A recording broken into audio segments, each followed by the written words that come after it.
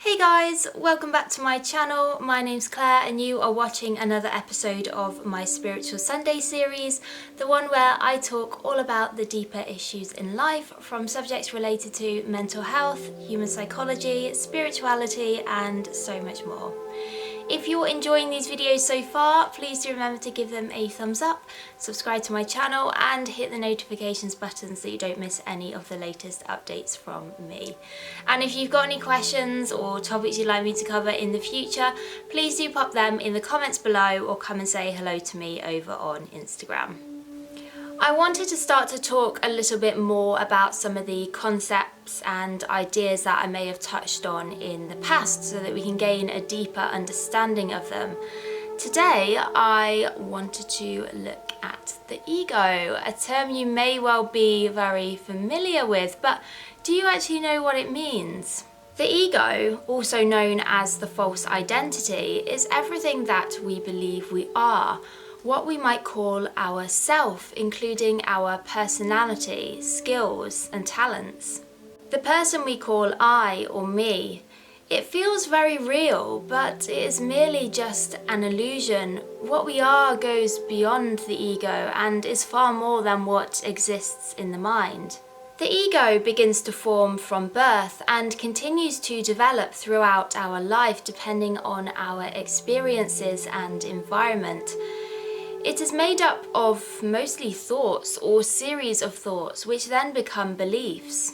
The ego is not bad as such. In fact, it can be quite helpful and useful at times.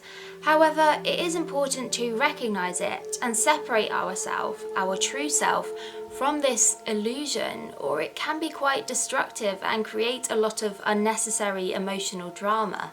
The ego loves to identify with things, thereby strengthening itself, particularly with material objects, but also with people, places, and even behaviors, actions, personality traits.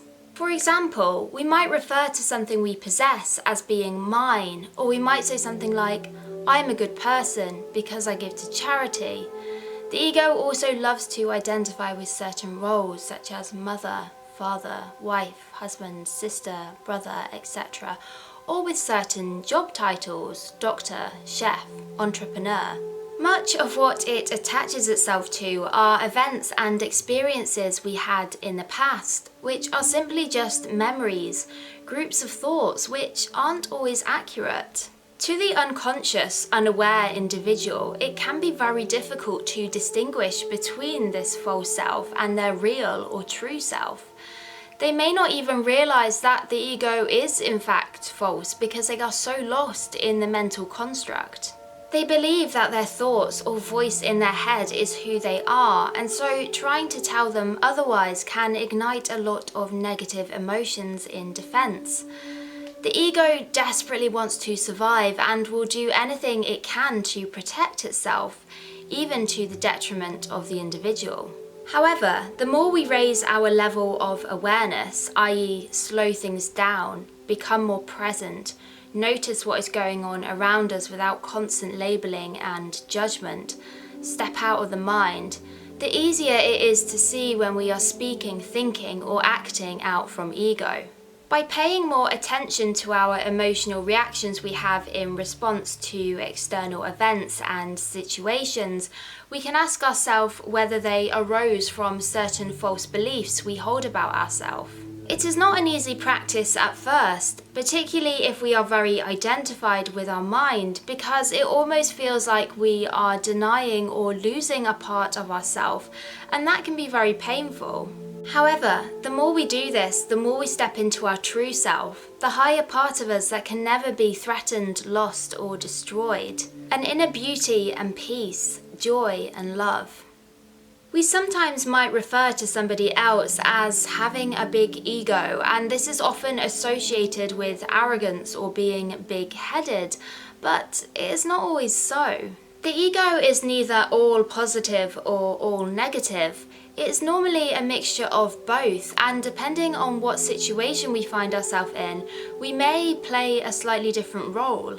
It is multidimensional, that is, made up of many parts that will vary depending on the individual and their life story. However, at the core level, egos are all the same because they stem from the mind and survive through identification and separation from the true self. This can be very complex to understand at first, but in time you will begin to notice when your ego has entered the room. And believe me, it will be very sneaky. Thank you so much for watching this episode. I really hope you enjoyed it and have taken away some useful information. See you next week. Bye.